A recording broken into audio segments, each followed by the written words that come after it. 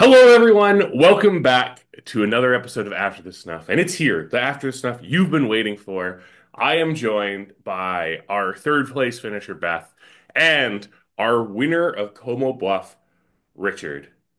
Good morning, hello, afternoon, whatever time of the day it is. Welcome, both of you. So excited to talk to you. And I guess the proper way to start this off, Richard, congratulations. You've just washed back your entire season. You saw you come to a win. How does it feel having watched it all back? Uh, it was crazy to watch it all back. Super excited to be here. First off, thank you for having me. Thanks for having me with Beth. I don't think that I would have wanted to do this interview with anybody else. So yeah, it was great to watch back. I mean, Final Tribal was a little brutal, had to endure a lot, and for half of it, I thought that I didn't even have a chance of getting a vote. So to come out with the win was, yeah, I mean, it was satisfying in a lot of ways, and it was really cool to watch it all back because as the day was happening, it seemed like time was going by really fast, and then like all of a sudden we was like, oh, we're at final seven. It was like I really have a chance to do this, and yeah, I mean, it was my first Survivor game, best first Survivor game. So I was just really proud of us both for getting as far as we did, and for both of us to be sitting in final three is like I think a lot of people really underestimated us, and it was cool to kind of see it play out. Yeah, I mean, let's just dive into that right there. Beth, it's your first time playing Survivor. You don't really have any relationship with Survivor whatsoever. So, what was this experience like for you coming into the world of Survivor kind of as this like fresh-faced baby? This was kind of crazy for me. It's very obvious watching back that I had zero clue what was going on. I think one of them, Joseph, was like, Beth, you gotta throw your vote or like it's gonna go to rocks or something. And I was like, no, I think I'm just gonna not do that. And I think it screwed something up. I had no clue what was happening. I remember getting to Final Tribal. I didn't really remember that it was like a pitch thing. For some reason, my brain, I was like, oh, it's just you go to one final challenge and it's the three of you. So when we were there and we have to pitch, I was like, oh.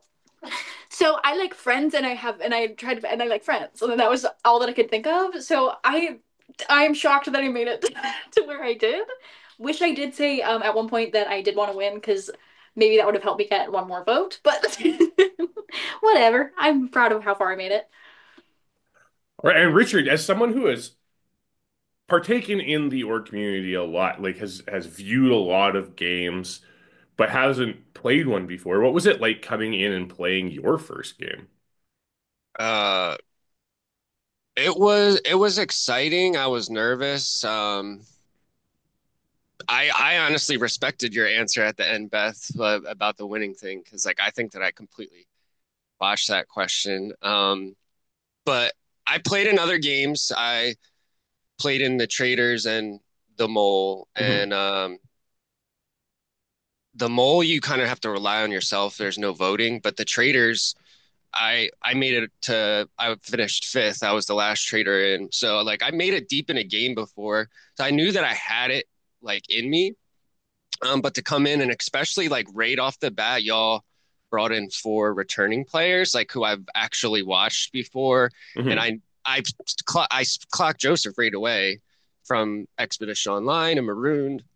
So it's like I've been watching, like semi involved in the community for a while, but to actually like get involved and like put some like ink to parchment and get out there and try to do some of these challenges, like it was really fun. And like I don't know, just to go the whole way, like with Beth, like on the very first day, they like we were all in a room and everyone just kind of left. And like Beth was there by herself. And I was like, you know what? I'm gonna stay behind and talk to Beth. And like she was really the only person in the game who I felt like when I was talking to, like I wasn't in the game. Like it was just like Mhm. me and a friend like hanging out. Like it felt like I don't know, it felt comfortable.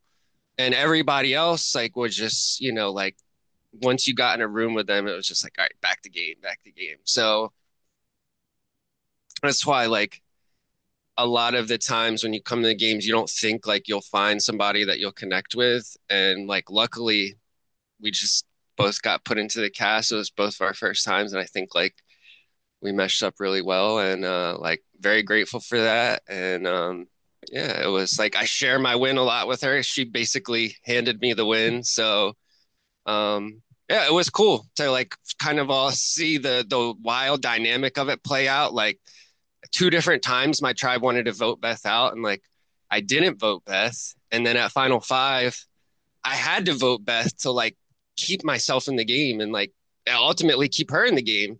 And yeah, a lot of like my relationships with like these games is like I want to win, but like it is a lot about the experience. And as a poker player, like yeah, everybody wants to win the tournament, but like you when you make top three, that's where like the big prizes are. It's like you're at the end. They change the table setup usually. So it's like when I was telling people like I just want to get to top three, like I was being honest, but at the same time, like I think you could see in like the way that when I won the fire making challenge or like when I was saved on the wheel versus JB, like I was really excited about it because I wanted to win. Hmm. And I think that I was like criticized a little bit hard about, saying like that I didn't want to win or however I phrased it, like, oh, I think it would be cool to win, but my priority is getting to the end. Um, and was judged by like a very small portion of the game that I played. Hmm. And like a lot of people didn't look at the rest of what I was doing. So like it was a good first experience. I think we both kind of set the standard high for ourselves for future games. It's like coming in and making it to final in the first one. So I'm not going to go in expecting that every time, but it's nice to know that I have it in me. Beth has it in her as well, that we can come into these social games and make it the full distance. And you bring up a very salient point about the idea that especially in a mini, when things are going really fast, there's a lot of game talk. But there is like this is still a social strategy game, and you do need that social aspect as well, which helped you two a lot because you became a close duo pretty early in the game, kind of forged that bond at the or solidified that bond at the merge, and continued working together for the rest of the game to the point where you get to final five, and the other three competitors are like, "Why would we let a duo get this far into the game?" And it's really interesting. But Beth, let's talk about your early game because you didn't talk much at all in the early game. And I get it. It was very early in the morning on the West Coast, and it's sometimes hard to gather your thoughts and everything. But you were almost the first boot from your tribe this season, if it wasn't for Margret accidentally saying the wrong name. So talk to me about that first round, your first experience being there. And were you even aware that you were supposed to be the name, but it was just messed up and that conflict happened around you instead? Yeah, I'm pretty sure I found out about the name switch before the vote happened, and I just remember sitting there and being like, "Oh, what? I don't get it at all." So being being completely silent at that point kind of helped me because I was so under the radar that my name was not even remembered. So that's kind of powerful, kind of an awesome strategy totally if you're if you're doing this game. It was, I really don't know. Normally, I can like lock in and I can just get back into it maybe after like an hour of just like silence or whatever.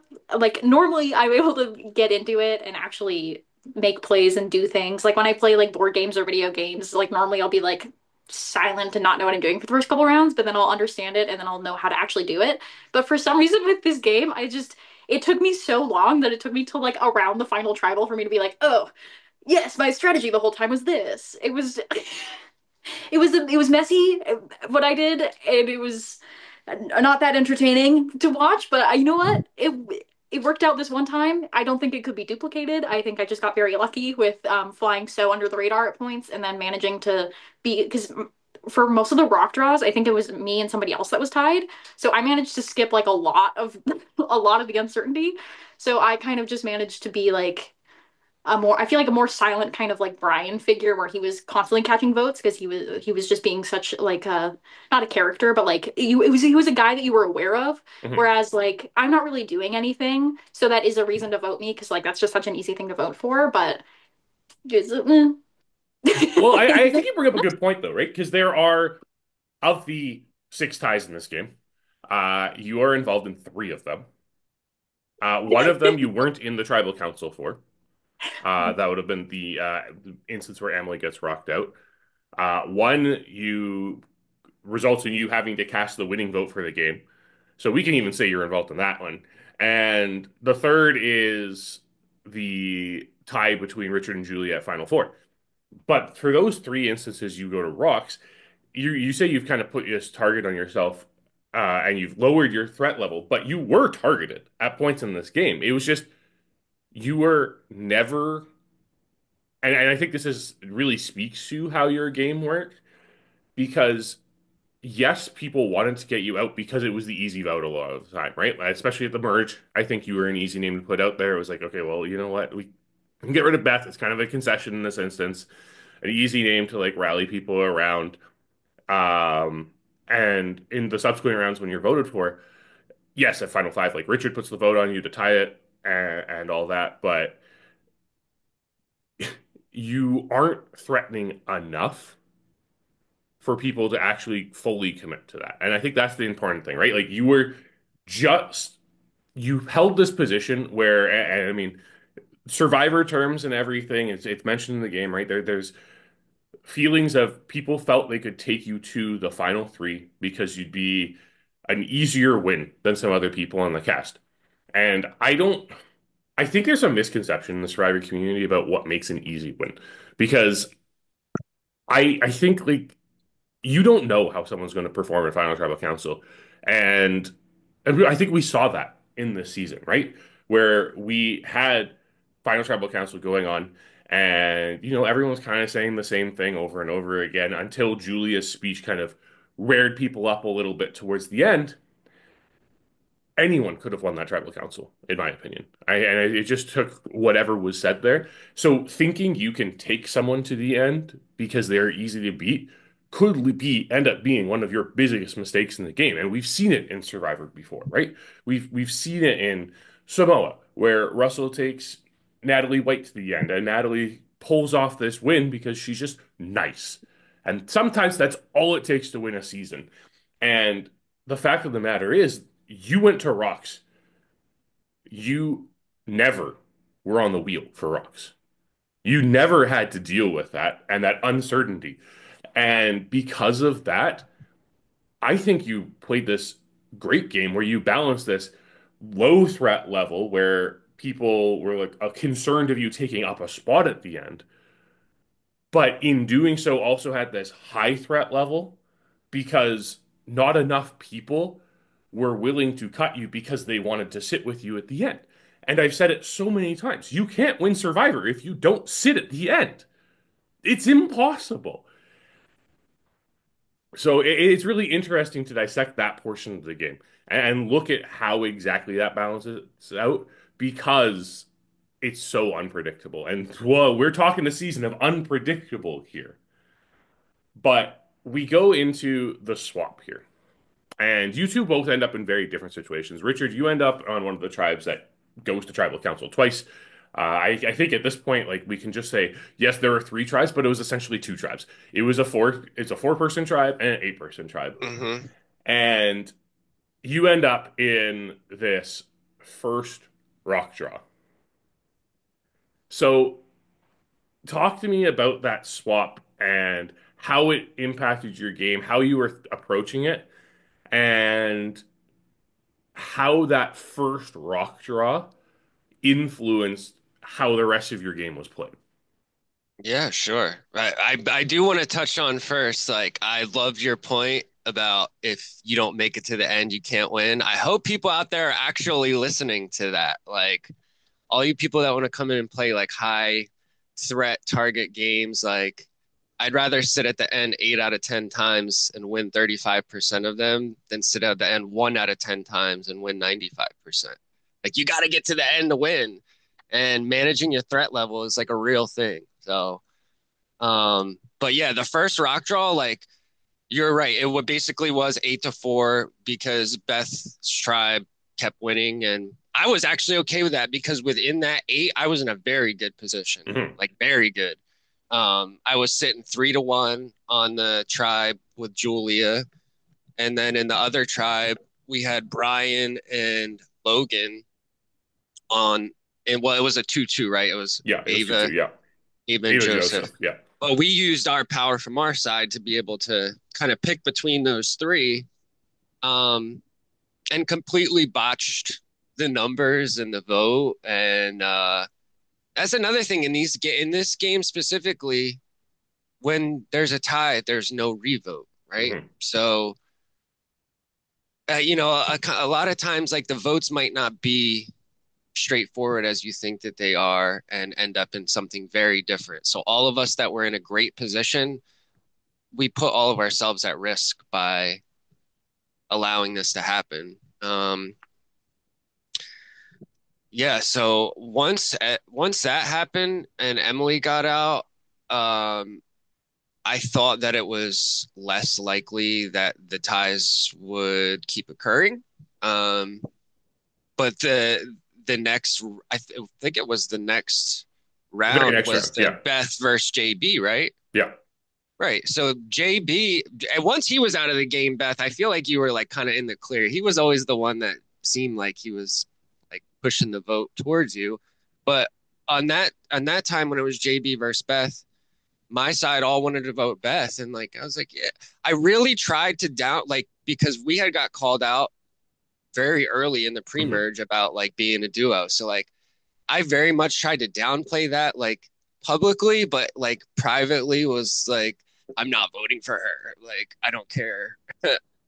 So when that happened, I think I threw my vote on Brien and so did Meredith. I did not like I actually expected JB to go home then. I did not think Hmm. that Meredith was also gonna throw her vote. Um yeah, so it was like you can't really account for other people trying to do the same thing as Hmm. you know.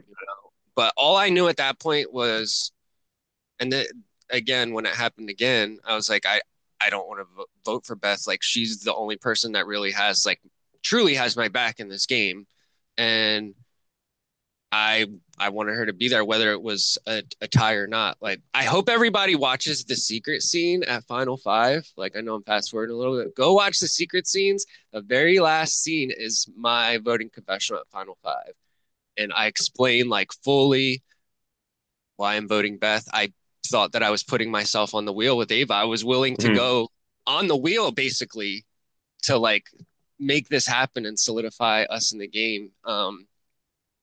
But the tie situations were hard to deal with. But honestly, after the second one, I I really like I just thought it was fate that I wasn't going to get rocked out. I kept getting Hmm. yellow. I was like, I put me on there. Like, I'm ready. I'm not getting picked. Like, I really had this, like, I don't know, I guess crazy false self-confidence where it was like, I'm not going to go out of the game this way. So literally the last time, like, I was like trying to put myself up there.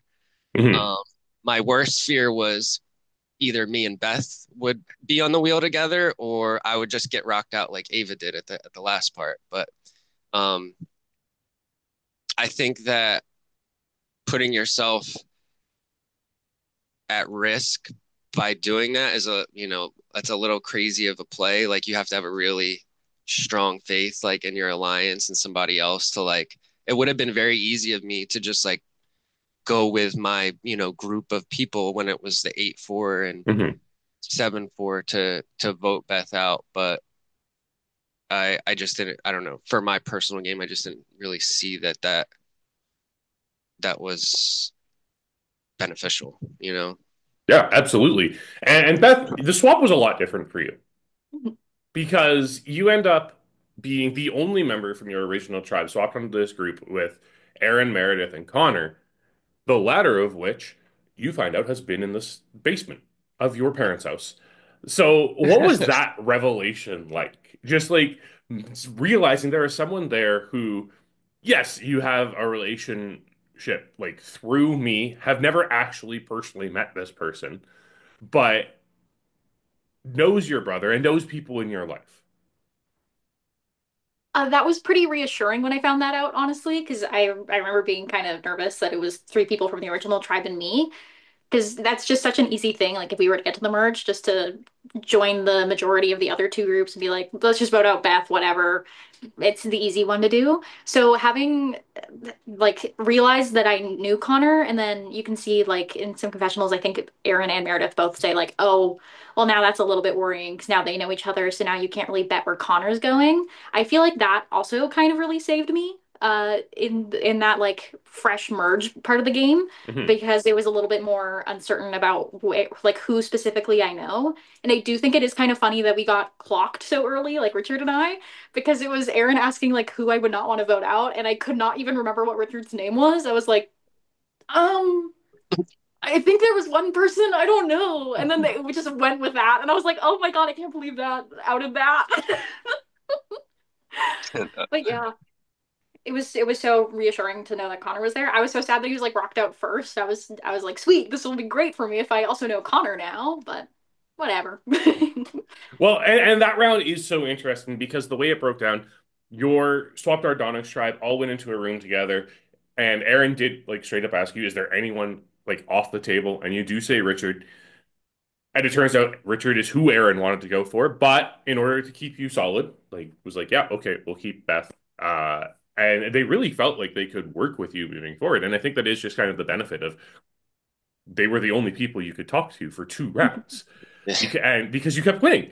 And after that, you get into this rock situation, and yeah, it goes all over the place. Richard, I think in that situation, it made a lot of sense for you to throw your vote because, again, you didn't want Beth going, Yeah, and it seemed like there should be 5 people against 5 people, and you just done rocks. Usually, when people do rocks, they do things to try to avoid rocks afterwards.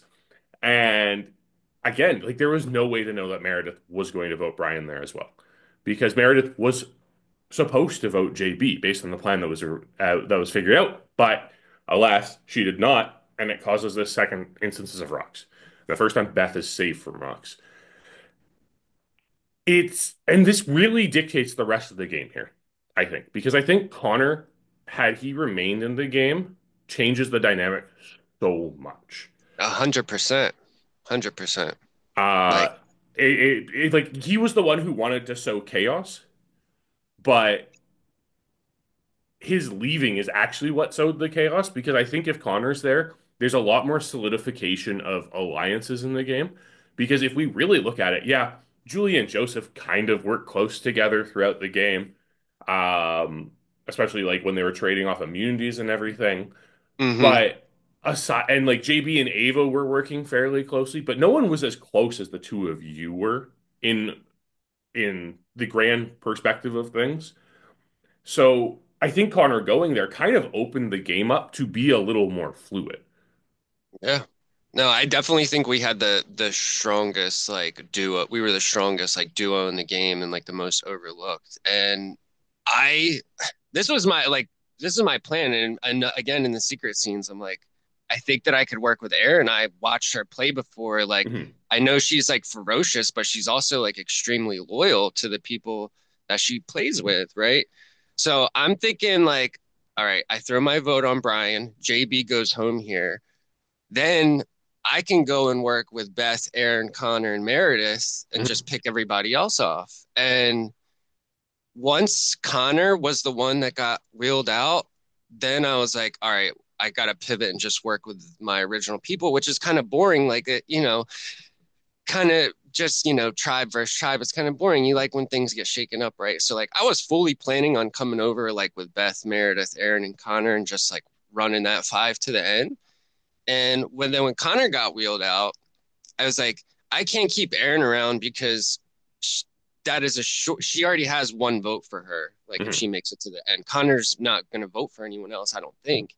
Like if Erin's at the end, so had he had not been the one that got rocked out, I do agree. I think the game would have been 100% different. I think it could have possibly been me, Beth, and Connor sitting at the end. Mhm. Like we could have just I think he would have been able also to like help me challenge like Joseph and Julia, like because they were immunity like beasts, but like I didn't. There was a lot of times I never like threw a challenge. A couple of the trivia questions, like I just got wrong on purpose. Like once I was already behind, I was like, I'm just gonna make myself look even more like an idiot, Hmm. just for the purpose of hopefully people won't think I'm a threat. But I think if Connor's in the game, it it that was what I was hoping for was Right. JB goes home. I'm not personally responsible. I didn't vote for him. He could still advocate for me on the jury. Um, and then,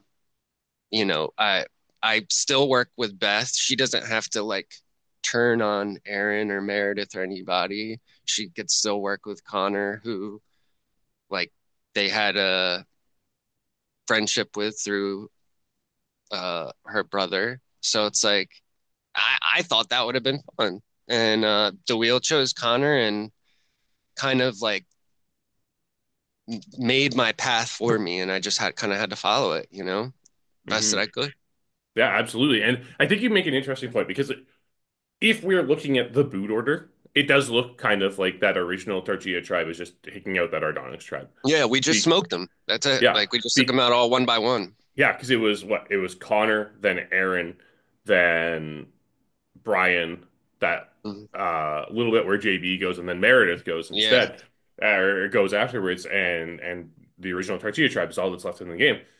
But I don't think the game ever felt like it was original tribe versus original tribe, despite that. Like, Beth, did you ever feel that way? Because to me, it did seem more fluid, and it just so happened that the targets at any given point were on that original Ardonix tribe. Yeah, I agree. Like in the moment I was noticing that this was happening, but it wasn't specifically like, oh, they were sorted they were given a different number at the beginning. Get them. It just so happened to go that way, which was it was pretty weird, but I kind of like I was like, oh, well, whatever. I'm not I'm not on the losing end of this pattern, so it's fine for Beth.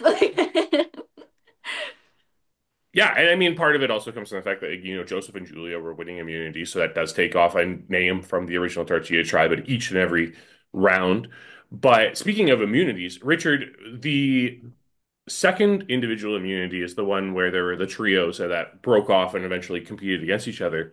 And we see Julia and Joseph immediately be like, oh, like we're going to work together. And you don't hesitate. You're like, you guys need a third? I'm in. Uh, Talk to me about that decision. Yeah.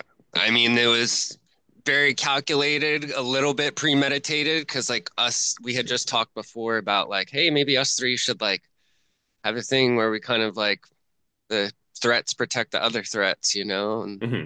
not let everyone else eat us. So when they like teamed up immediately, you're right. I like didn't wait too long, but I was trying to be like respectful enough for like anyone else to speak first. But yeah, I was just like, let me hop in here. I know that I'll likely be able to make it to the last part of the challenge and then see what it is. Maybe I could win. If not, just let one of these other two win and keep the target on themselves. I wasn't gonna step in the way at that point and like volunteer to take the shield from them and like, Hmm. yeah, no. So that was very calculated decision that I end up like getting called out for, kind of afterwards. Hmm. Like Erin's like, I noticed that you did this. Like, yeah. Um, but I was very happy to keep big threats in the game. Hmm. And one of the main reasons was, I watch a lot of Survivor, a lot of Australian Survivor, South Africa, like mini games, sequester games. Y'all did not friggin' tell us if it was going to be a final three or a final two up until the very last final four challenge. We had no idea.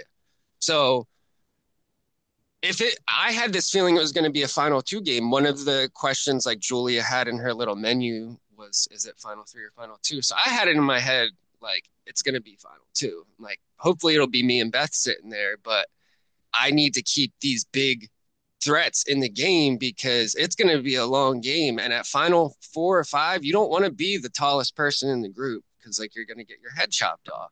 So I was very happy to like let Joseph and Julia just do their thing and shine. And because I'm thinking that if at final 5 they're still here, like there's 4, there's there's 5, there's 4, and now I'm Mhm. sitting at final 3 with me, Beth, and someone else, and if one of us wins, like us two are going to the end. So um, I thought it was smart on you guys, like to not tell us, because it definitely changed, at least for me, like the way that I played, my mindset. I think if y'all had said it, we knew it was a final 3, like either from the beginning or from the merge. The final 6 vote, where it's a 3-2-1, Mhm. would have been on Joseph and not on Meredith. Like Right. I think that me, Beth, and Meredith could have taken Joseph out, and then us three went to final 3. It would have been very, very easy to do, but we didn't know. So I had to plan for anything Mhm. at that point, and keeping Joseph and Julia in front of me was like a main objective, especially through that like middle to end game. Yeah, absolutely. I agree. Like this is also part of threat management is managing the threats around you as Yeah, well and making sure that there's a perception so you know when to go out. And like you said, the difference between a final 2 and a final 3 does impact the way you play a game, which is also why we don't tell people if we have a final 2 or a final 3 because we want uh, them to have to prepare for it. But yeah, like you said, like Julia had the option to ask that. Decided that the merge question was much more important and asked that when she did. But that information could have been out there much earlier in this game. yeah, And it could have very much changed the way people had to approach it. Because if you find out it's a final 3, then it's a conversation of what combination of people can you take to the end. And it being a final 3 again is the reason why there was so much conversation at final 5 about the two of you being a pair yeah. because it made you so much more powerful at final 4. Even though in a final 2 situation, that's still a powerful spot to be in, it's more daunting going from final 2, 4 to final 3 because it's just at best someone's making fire. Hmm. So it definitely changes the way that goes. Now, the fast round, Beth, where Brien goes. How do you approach that type of instance? Because everyone's pretty quiet except for Brian and Joseph there. And how are you sitting there trying to figure out who to vote for? Because in that round, you also vote for Ava.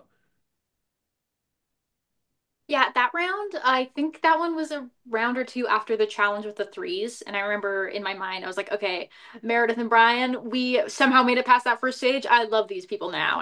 And Brien was obviously getting votes at every single tribal. And Mhm. I was like, oh, well, I don't really want to turn on Brien, even though like we didn't really have like a set alliance. I was like, I don't really want to do that to him. And then Joseph, I think I remember I was also like, well, I also don't really want to like screw that up in the future. So I was like, well, I'll just throw like a hinky vote, and then I it won't cause a problem, surely. But then that I feel like that kind of started to snowball into like there was always kind of a vote for Ava, so that kind of made it a little bit more of a scary game at that point. But I was just like, well, I don't really want to make anybody my enemy right now, so I'll just do whatever I want. That won't affect anyone. Well, and that kind of leads into a lot of what happens after that because Ava does start getting paranoid, and it's why Ava plays her idol at Final Seven, which is another tie vote, and it's between you, Beth, and Meredith.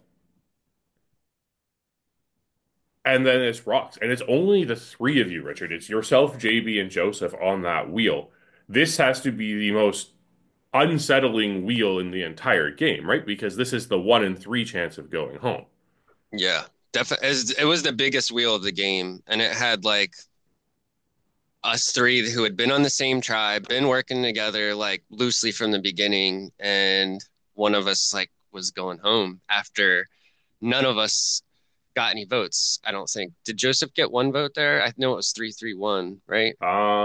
I Yeah, believe so. Meredith voted Yeah. for Joseph. Yeah. Yeah, so he got one vote, but either way, it was like, dang.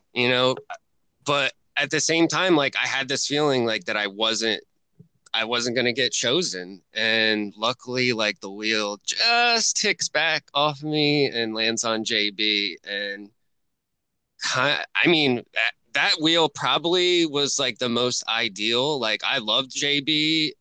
I think he would have given a great pitch at the end. I wasn't happy to see him go home in that fashion, but I think that it worked out where it was like Beth didn't go home, Meredith's still here, we could vote her next time, and I'm still here. So like, yeah, I mean, it kind of worked out in that case. Very scary at the moment because, like you said, it's 1 in 3 Hmm. that you're going. But again, like I just remember thinking like I got the yellow square, like it's my favorite color, and it's gonna keep me safe. And luckily, somehow it did. But Oh, it was interesting because again, that round it was like JB and the people I was working with was like, oh, I'm gonna vote Beth, and I'm like, dude, and if I speak, and I know like if I speak against it, like to them publicly, it's just putting a bigger target. Like, oh, these two are mhm, definitely a pair. Like, so I was like, I had to really kind of just do my own thing, like, and hope everybody respected it. And it did, the tie happened, put myself on the wheel basically, and but it worked out, Like mhm, I was happy with the result. Sad for JB that he had to go that way. That was kind of brutal. After I think he was playing a really good game. mhm. Yeah, I agree, and I think that had that the way the wheel spins down as it's spinning, it gets so slow, and it hovers on your name forever before just making that little tick to JB, and then you have this moment of elation there. But you brought up a really good point, and that is the fact that Yeah. Meredith survived this vote, so you could still vote Meredith, Mm-hmm. and that became just kind of your driving point in this next round. But Beth, unbeknownst to you at that point, Joseph and Julia are kind of planning this vote to take out Ava. Had they brought, and Richard, they brought you in on that plan too, if I recall correctly. Yeah, right at the last moment. They never said like we're voting Ava. They're just like we should stick together and vote together. I'm like, okay. And then somebody pops in, it's like rounds over, come to tribal. And like they never said specifically to me like, hey, vote Ava. Hmm. I don't necessarily know if I would have done that in the time. Like, I'm not really sure. Again, because with the final three, final two thing, it was so.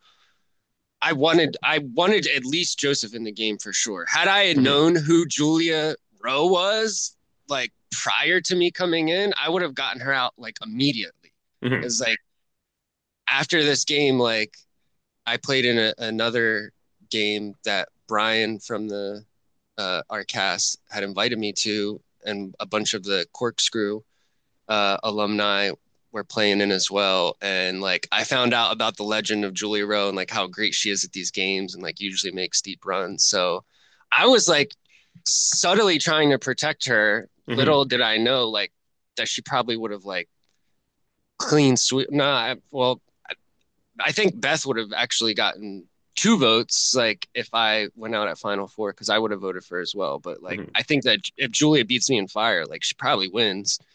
And yeah, like I didn't know that she was so good at these games, and I just thought leaving her and Josephine was better for me and Beth because we could talk about them and not about like, oh, the duo's still in the game at Final Six, Like I could just divert onto, hey, let's get the power players out instead. Hmm. And Beth, now that we're getting into the final six and we're getting right to the end of the game here, was there ever a round where you felt you were pushing the vote and not just like going along with the plan? Was there any point where you were like, this is exactly what I want to have happen and I'm going to force it to happen? Not really. After the merge, I really went into doomsday mode and I went, okay, I'm getting voted out this round. I'm getting voted out this round. So I was just kind of trying to hopefully go with the majority to try to push me another round just because I wanted to see how far I could possibly get. I think the only time I truly really like tried to push someone is I think it was the Erin vote. And I think it was just because somebody was like, who do you want to vote? And I was like, Erin is scary or something. Like it was one of those rounds, and that was kind of all that I did. I Well, was not very good at doing that part of the game. you helped push the Meredith vote too at Final Six. Like that we were. two of the three that voted that way. So, Mhm. I mean, I thought that you played like a very good game, Beth, like especially for your first time. So, Thank you. yeah, I like think there's this very interesting thing, and it's I'm putting this interview right now into a very specific time because we're currently in the Survivor off season. Dondi and the traders are playing right now, and there's a lot of discussion about the controlling game, especially with like Boston Rob on the traders and how his Survivor game translates to that type of game, where Survivor is viewed as this game where you can kind of control what's going on. And those other games, Dondi and the Traders, have this inherent luck element to them, right? Like obviously deal or no deal, there is a strategic part of the game, but in the end, you have to play deal or no deal. yeah, And that's got to beat that's the luck banker. based. Yeah, exactly. That's luck based. The Traders, yes, there are strategic alliances that are in that game, but there's a bit of luck based on, whether or not everyone wants to go for someone or not, and who the traders decide to pick off. And then in Survivor, for a long time throughout the history of Survivor, we viewed it as this game where people control the game. And especially like the aforementioned Boston Rob, someone who is known to control the game and push votes, make it so things are happening the way he wants, right? Like he's nicknamed the Godfather for a reason. But when you look at modern day Survivor, we kind of moved away from that. It's not about pushing the votes anymore. It's about letting other people push the votes and you can kind of like hide behind them. And I think that's what both of you really did in this game. I think you were playing a much more modern gate version of the game where you're not directing votes, but you are still vital in the accomplishment of votes. And you being a duo makes it so that happens, right? And yes, you do get decisions towards the end because there are two of you as opposed to one of you. And that gets us into like the Meredith situation where Meredith goes over Ava or over Joseph in that situation. But alas, that takes us to this final five. And this final five is obviously wild. Ava goes because she's the only person who's allowed to go. And Richard, you spent a lot of time in the voting confessional this time deciding At, on who at where to place your least vote. at least 3 minutes, I would Yeah. say. Like it was Uh, the longest vote of the game. I again, y'all, please go watch the secret scenes. Like I'm like sitting there like a mad wizard, like trying. Okay, if they move to this position, like what position gets me? I was serious. I had everybody's name written out and who I thought that they were going to vote for. If I voted for this way, it would look like this. If I vote, it was absolutely crazy. And it seemed so counterproductive, like in on paper, like me voting the way that I did, mhm. because up until this point, like I had been protecting Beth and not voting for her, right? And me and Beth had, besides the vote that she threw on Abel and besides the vote I threw on Brien, yes, we weren't like controlling the votes, but we were always in the majority. You know, Mhm. when there's ties, it's hard at the end to claim like somebody really controlling the game because a lot of people went out on the Yeah. wheel, but we were always in the majority, always in the know, right? So at final five, I had my last talk with Joseph and I thought I knew where everybody was voting, right? And Mhm. how that would look. And the worst case scenario for me was that me and Beth got no votes and we would be the ones like Right. on the wheel because the other people tied. So I again, like I just did it and I thought there's one scenario where Beth like actually goes home Mhm. and two or three scenarios where either me and Ava go on the wheel or Ava just gets rocked out. And the situation that Ava gets rocked out is if Ava and Julia both vote for me.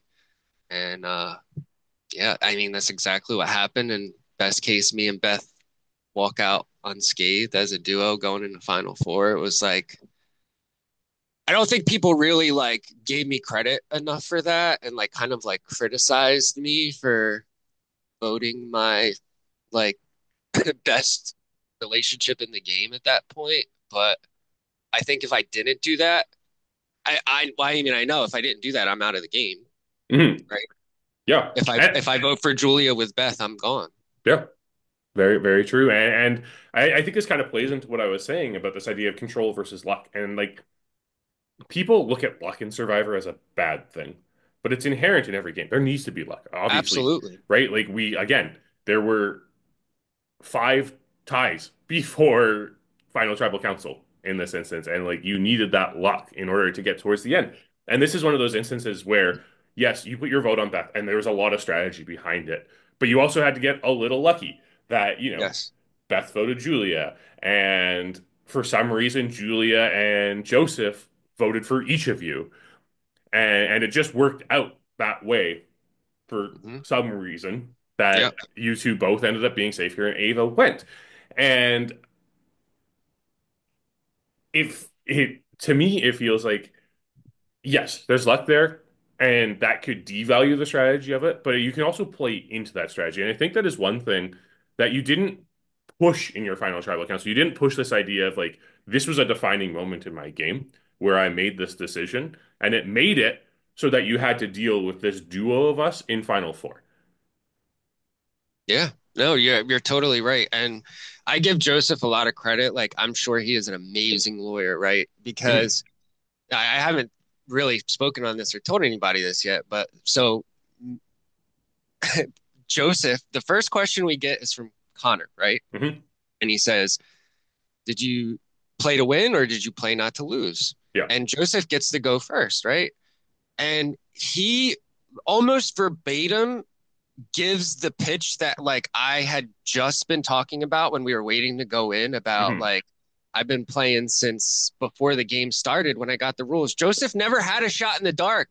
Like he just Yeah. lied to y'all. Like me and Julia were the only ones that found the shot in the dark. And talking about it, I think that he purposely did it to like, try and get in my head. I think it was a brilliant move because the first quarter of the tribal council, like I'm completely flustered and Mhm. like I was just gonna say that. Like I was just gonna say I've been playing since the beginning. Like I had the shot in the dark in my pocket. Like I studied other DCP seasons like to get ready for this. Like I practice other challenges and like I wish that I could go back and redo like a lot of the final tribal council because you're right. Like I think that people didn't at the time. Like Julie was trying to use it against me as like a negative thing, like, oh, Richard Shady, Beth, like he voted for you. But like Mhm. in all reality, like it wasn't a vote to send Beth home. It was a vote so we didn't have to like go on the wheel against each other. Like that was the whole purpose of it. And like I never actually wanted her to go home. And like I think that this was like a brilliant move after not voting her all game to like actually put her name on the parchment in order to where we could both be sitting here and have all the power at Final Four. Like Joseph won immunity and had no power. Beth literally stripped everything from him and like Mhm. put her foot down and was like, no, I'm not voting Richard. Like either you're going to do this or you're going to do this. And Yeah. I thought it was brilliant to her because like she took everything away from him and had him flustered. And they didn't even think about like, okay, well, if they're gonna force fire, why don't we like blow it back on Beth and be like, hey, Beth, me and Julia could vote you instead and send you to fire against Julia. They didn't even think about that. Mhm. Like, so yeah, the move not talking it up and then leading us into Final Four, like really put me and Beth like in the driver's seat, whether we won or not.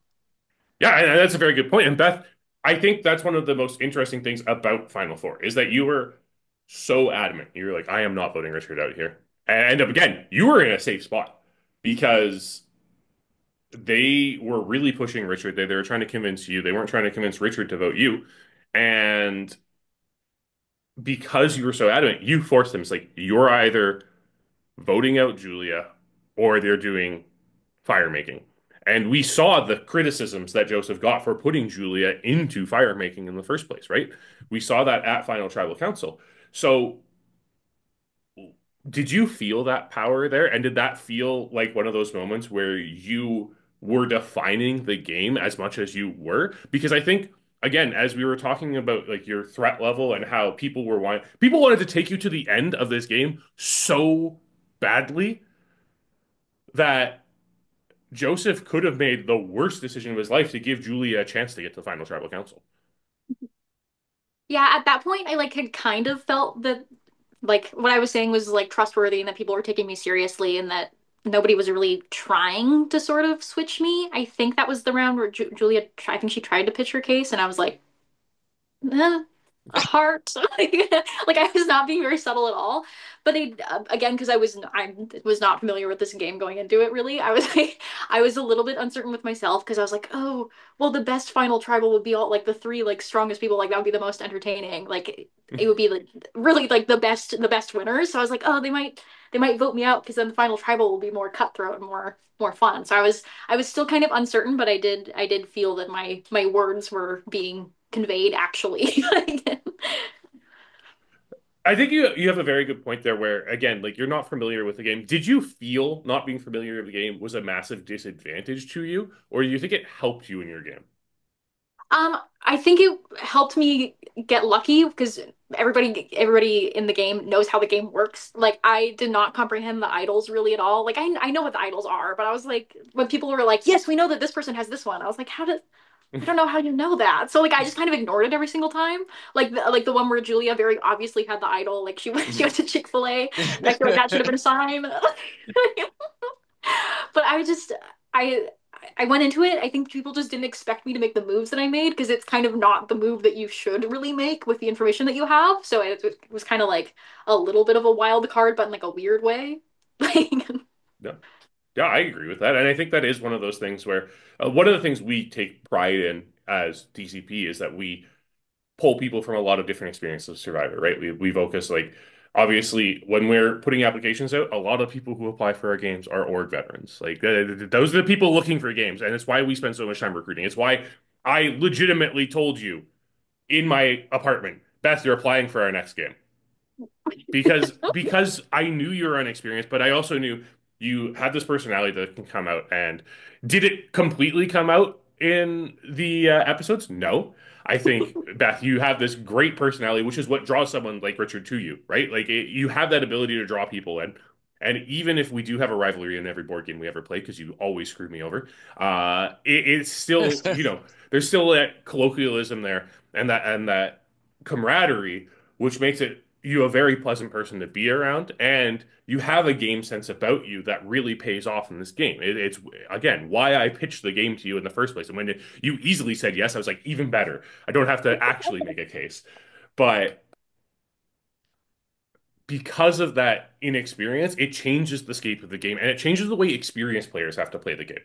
And I think that's one of the things people haven't realized in DCP games yet is that when you play with experienced org players, there's so much logic that goes into it because you're like, okay, everyone's thinking this way, everyone's thinking this way.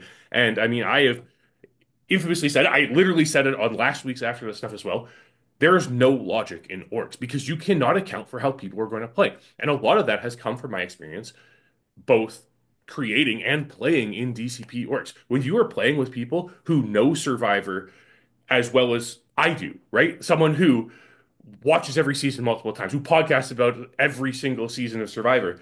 Yeah, like I know the game, I understand how the game's played, but there's also the people side of it. And the people side is the hardest part of Survivor because no matter how much you think you know how someone should think, you don't know how someone thinks unless they tell you the literal truth the entire time. And when we get new people into the game, that's when we kind of see people who like lean towards like the big loyalty aspect of it. They're like, hey, yeah, like I am going to be really loyal to you because that makes sense to me. And my moral code that I have outside of this game bleeds into this game because I'm not thinking about it super strategically. Or sometimes you have a new player who's like, I don't really know this game, but I know how to be cutthroat and I know what I need to do to win. And that's what's going to drive them. So I think, not to toot our own horn here, but DCP really spends a lot of time when we craft a cast to make sure everything just works the way it should. And everything comes to a point where our players can't just play this cookie cutter game to get them to the end. Speaking of getting to the end, Richard, fire making. Obviously, like you're pretty confident at this point because you know Beth's not voting for you. It's pretty Y- evident she's not. So you know Yeah, you're at least getting fire making, if not Julia, straight out of the game. yeah. You've already mentioned you prepared and did research into DCP games and everything. When you saw that it was Extreme Flip Cup, a staple of DCP, how did you feel about it? I I I remember when y'all announced it, I felt extremely good and like great about it. I was happy it wasn't like a puzzle. Not that I'm bad at puzzles, but like I just thought Julia would probably be better at that.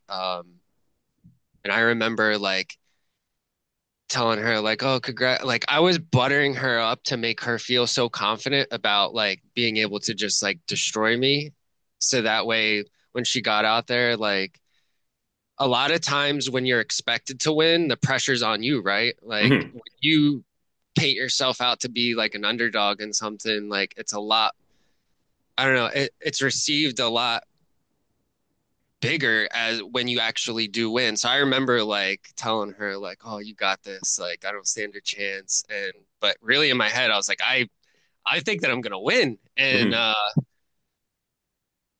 when I was setting it up, and I was like, if you can do this, like you can win. I really thought that I could win the game. Especially after the first time that I felt like I could actually win this game was after Final Five. Mhm. And now really watching it back is like that was the moment because you see Joseph in his confessionals like end to Ava and Julia like, can we just vote Richard here? Like that, it's obvious. So at Final Five, when Julia and Ava voted for me and Joseph ended up not doing it. Hi, Kitty. Sorry. Um, pulling the vote off me, and like I'm pretty sure I was the one responsible for that because of what I was saying to Joseph. And in the moment leading up to the final four, I was like, if you can do this, like you could win the game. And I don't know, I just kind of like blacked out. And when I came back, I was like, I had won. And I remember sitting down and like, finally, I could take my time in like the confessionals. Cause man, looking back, like, I wish that I had like took more time in confessionals and like really tried to convey my thoughts. For me, the confessionals were like, I don't want to say the word inconvenience, but like I was really like in the game. So when Mhm. I got pulled for confessionals, it was like, hey, McKenna, da, da, da, da, like I'm trying to like spit it off real quick and then get back. And you see everyone else like taking their time, like saying like cool, funny stuff. And I'm just like, really not because I was so heavily like ingrained in like everything that was going on. Like I wanted to be a part of it. I didn't want to miss any conversation. So I remember winning and being like, yes, finally I could take my time. I think that I have a good chance of winning. But a lot of the points that like I really wanted to like touch on about my game, like how I got somebody to stand strong for me at Final Four, like and people, really I guess they just really didn't get like how my social game was working and like how kind of effective it was at times. The bonds that I was making with people and but the final four, I didn't want to like use that as like a big Mhm. talking point at tribal Right. council because people might not covet like fire making like everybody else does. And leading up to the season, I really wanted to you were talking about it earlier about like the new era style of game, and I think that me and Beth played a new era type of game really well. I wanted to play like Gabler. Like Mhm. as far as the new era is concerned, I think that he played a really good like undercover game. He was in the know a lot, just like me. He let bigger targets like do their thing and stay in the game. And I very much love old school Survivor, 39 days. Like I love Final Twos more than the Final Three, and adapting to this new style of game. I really thought that I could like pitch a good case Mhm. once I had gotten there. don't think I gave the strongest performance ever that I could have. Again, like Joseph really like got in my head in the very early stages of tribal council. But I don't know. I was just grateful to that like me and Beth's like work paid off. Like it was we started at 10 a.m. my time, and we didn't start tribal council till like midnight.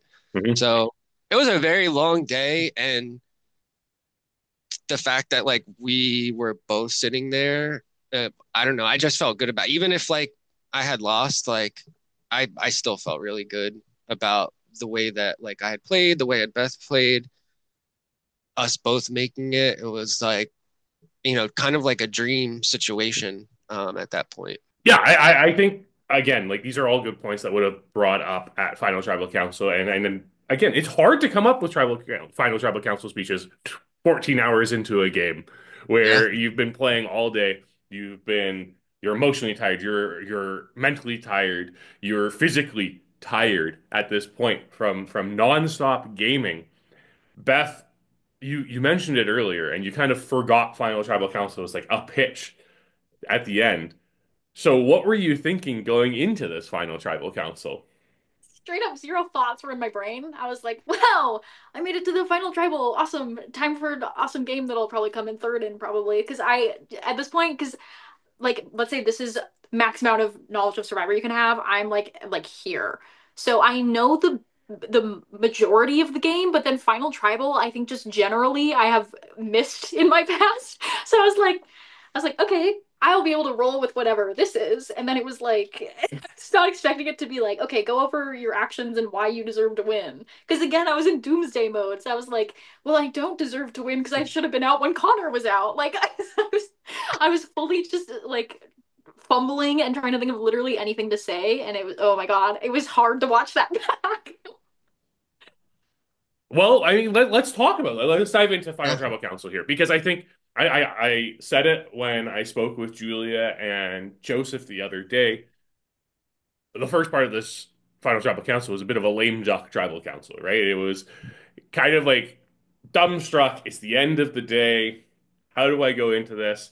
Beth's just sitting there being like, oh, I'm just pretty happy to be here. It's good. I don't need to win. And Richard, you are having to, Rambling. justify your win, and you have to really push it because there was a comment you made a couple of rounds earlier to Julia about not needing to win. And it Yeah. seems like that really got around the jury, and it really came again, like you said, that first question Connor asked, were you playing to win or were you playing to not Not lose? to lose. Yeah. Or Aaron asked, I guess, but it was early on, and that was the question, and that really seemed to kind of set the tone. And you have Joseph talking about his immunity wins over and over again, and if you haven't already listened to Joseph's after the stuff, he gives a very good explanation for where his head was at with the argument he was trying to make, and how it just wasn't landing with the jury the way he wanted it to. So make sure you listen to that. But you take this instance here, Richard, to mention your perfect social game, where you didn't get a single vote for the entire game until, the end point there, where you get to final five. Is the perfect social game in Survivor not getting any votes? Or is there an other aspect of it you are trying to bring out in Final Tribal Council to really exemplify why your game was the perfect social game? Yeah. Again, I feel like I could have like worded it a lot better. I think that at that point, trying to push like the whole perfect social game point might have like rubbed people the wrong way. Because like you can have like a genuinity to you, or be humble about something and like not try and like slam it in people's faces. And Hmm. I think that like, a perfect game to like me in Survivor is not getting any votes the whole time and then getting every vote at jury. Hmm. Um, so I think leading into that, like I had no chance of getting every jury vote anyway. So trying to slam that home might have been like not the greatest thing. But what I would have liked to have said was, I played from the top the entire time, and nobody even really batted an eye or tried to like push me down from that. Like I Hmm. was always in the know. I was always voting in the majority. I always had like a good grasp of the game and what I thought I wanted to do round by round. I wanted to keep big targets ahead of me, and I thought that I did that really well. I think that like the wording that I used wasn't the best, and I could have slammed home more. Like I had these great social bonds with a lot of people, including Beth, which carried me to the end. And in new Survivor, challenge wins are not like coveted Hmm. as they once were, right? Yes. So I think that I said it good when I said in the pure essence form of Survivor, like the social and strategic aspect of it, I really did think that I had played the best game of the three people left sitting up there. And again, it was late. I had to like, I wish I wouldn't have been on like the defensive. Hmm. I would have liked to like been more offensive, like on the offense more with my answers, but I felt like like Erin didn't even let me talk. She was like, "You're not getting my vote. Like, we're just moving on Hmm. to the next one." So it's like, and I had a lot of people like coming at me because I said like, I think my words were like, "Yeah, winning would be cool, but like my goal is to get to the end, right?" Hmm. Yeah. And then that was the truth. Like, as a poker player, like you really shoot for the top three, like because that's like I said, it's where the big prizes are. It's like that. I don't know. That was just like my mentality at the time, but what I wish I would have said to like those people, maybe to like take them off of that, I don't want to win thing was that was a very small portion of my strategy. That was one sentence out of hundreds that I said throughout the day. And to judge me just based on that alone and to like rule me out, not even consider me to voting, I thought was a little short-sighted. Um, and I think that I had composed myself a little better and been able to talk about the social bonds that I made with people, the strategic things that I was doing to keep myself on top, but also not targeted was really good. And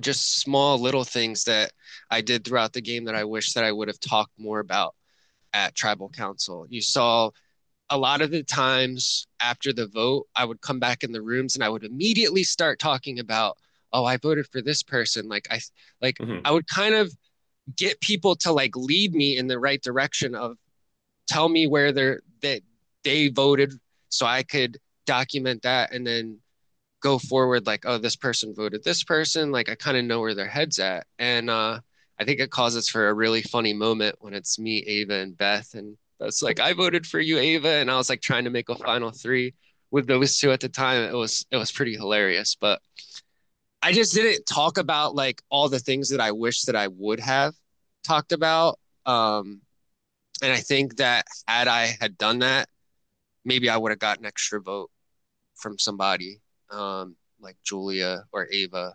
I don't think at that point I was going to get Erin's vote, but I just, yeah, again, the social aspect of it, like talking about I was playing a perfect game up until that point. I just don't think that it was the right wording. And I think I said the things that I had just like mentioned, you know, it would have, it would have been a lot more effective, I think.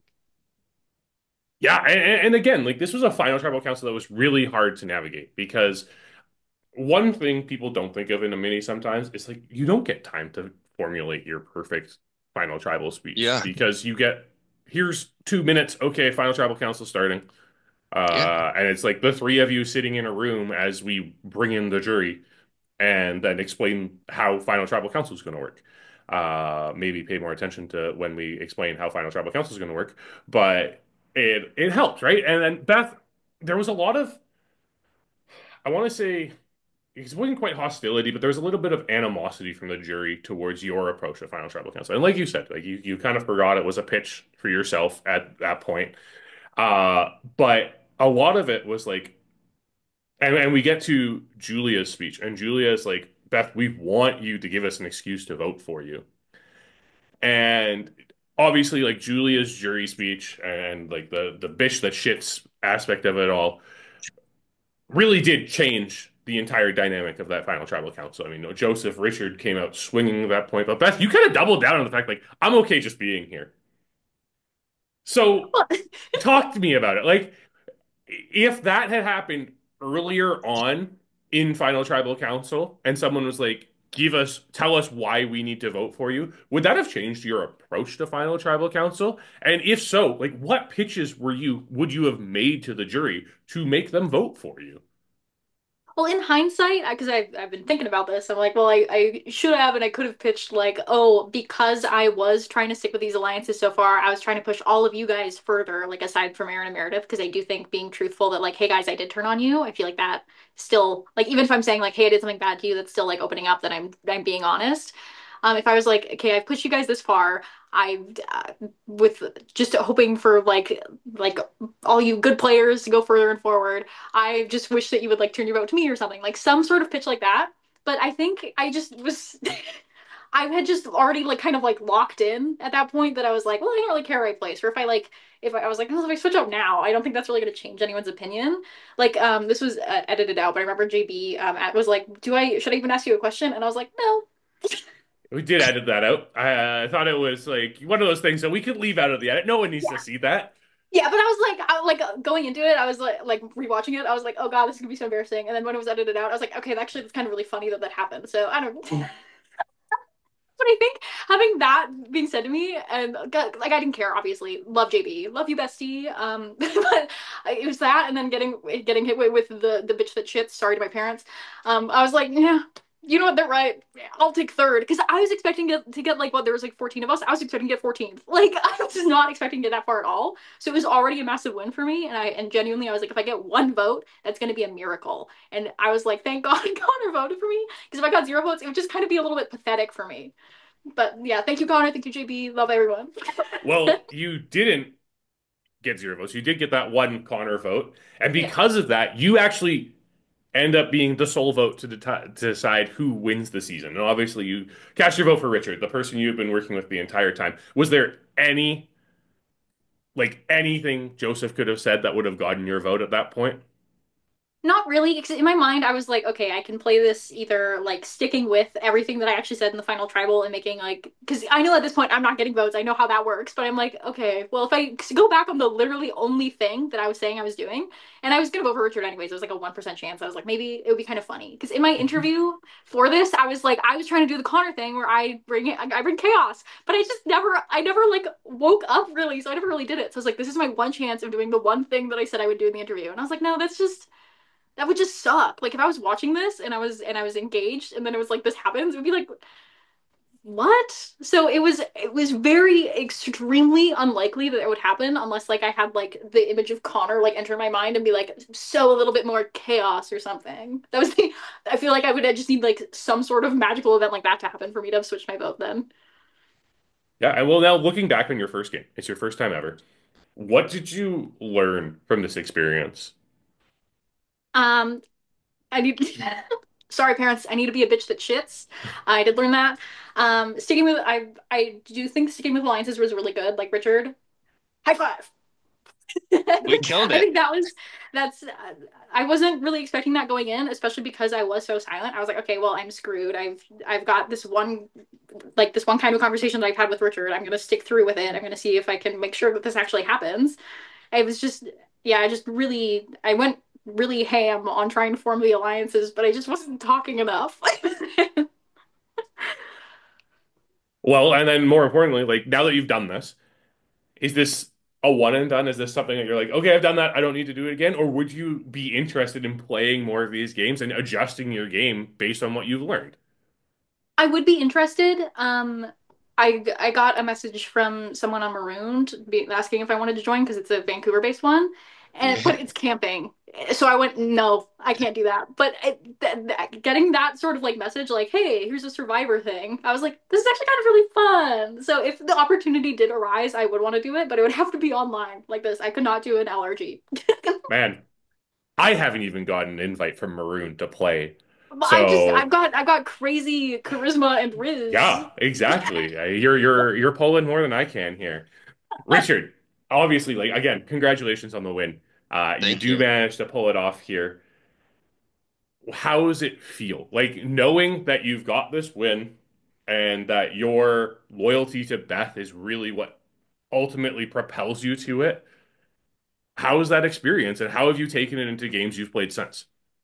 Oh, very good question. I can't wait to tell you about the experience that I had after this. But very grateful for Beth. Like she basically was the kingmaker of the season and really held all the power from Final Four to the very last vote at Final Tribal Council. So I'm very glad that I linked up with her in the very first round, kind of went to bat for her. I think some people wanted to vote her out the first round. And I was like, no, she sat out of the challenge. Like, I feel like that would be fucked up to vote her out after she like gracefully volunteered to sit out. Um, so I don't know. I'm just very grateful, happy that I got to do this and our both of our first times like doing so well. As far as like perspective and what's happened afterwards, completely kind of shifted my gameplay, I guess you could say. So right after this, Brien from production asked me to be a part of a game that he was on, or not from production, from our cast, Brien, um, big staple in our season, Chaos King, asked me to be part of their season. It was a 6 week long LRG, Spellbound Survivor. Tawny from Corkscrew was like the host. A lot of players from Corkscrew were on there. Jared, Ryan, Tommy. I don't know if Hmm. Tommy was on. Yeah. So I went into that season, right? I was like, I had just won this season. I was like, if I get out early, I really don't care. I just won a game. Like, I'm like floating on cloud nine, right? So I go in after with all the like criticisms that I had gotten from people at Final Tribal Council. Um, and I completely dominated. Com- I strategically ran the season. I won the most immunities. I challenges. I got the most advantages. I had an idol that I held all game, never used it. I bluffed it an extra round just so people wouldn't vote for me. Got all the way to the end, right? Make Final Tribal Council again, give this grandiose pitch about how much I want to win, like how much I'm here to win. Um, trying to course correct off of what I had just done in Como Bluff and wanted people to know like I was specifically here to win and got 0 votes at Final Tribal Council. So just goes to show like you could play a humble, like clean game and still win. But if you go in trying to be like the big target, the big threat, and like someone that dominates the season, like you could walk out with 0 votes. And that's exactly what happened to me. People would have rather voted for the person that ignored them for 6 hours before the vote and didn't even talk to them rather than somebody that held their hand all the way up until the vote and then cut them. Um, so with that being said, like I know that Survivor, like it's a game that I enjoy and I'm like decent at. I played 2 games and I made it to Final Tribal Council twice. Haven't been voted out, but I think that what both of these games taught me was to just like be true to myself. I don't have to be somebody that I'm not. I don't have to be this like huge figurehead main character of the season and still come out on top. And I think that like watching it back this season, I was like a little bit regretful that I didn't give more in my confessionals and wasn't like more of a personality. But had I not played the way that I had played and like stuck to just like, my guns and trying not to be this outspoken person and trying to make social connections, I might have not done as well as I did. So, yeah, the perspective of playing these games like does affect like real life and the way like I view how I go about doing things and Yeah, I'm very grateful to have been a part of it and get to play with everyone. Playing with Beth was like amazing. If it wasn't for her, like I wouldn't have won. So, um, yeah, I think that I got put exactly where I needed to be. And you talked about earlier, like luck being a part of the game. A lot of winner interviews that you watch with people that have actually won Survivor talk about there's a lot of luck involved, right? There's Hmm. a lot of luck involved. And I think that fate just had it where it was like we got your back and took us to where we needed to be. And now we're here and finishing first and third out of what 14 people is like pretty damn good. So I'm content with it. I'm happy with it. Yeah, like it was an amazing experience overall. Like super grateful. Yeah, and both of you should be absolutely proud of the games you played. It takes a lot to just sit at the end, let alone win the game. So congratulations, both of you, once again. Thank you so much for joining me and talking about your games today. It was so much fun.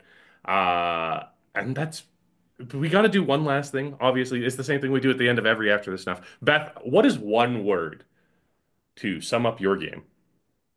Quiet. Yeah, okay, that works. And Richard, one word to sum up your game. Mhm. Fiery.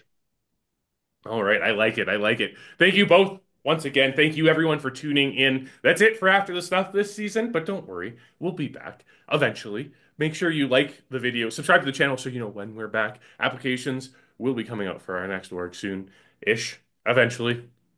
Keep an eye out. Join us follow us on social media. You'll know exactly when we're casting that next org that way. Thank you once again for a phenomenal season. Como Bluff is over. All that chaos, it's gone.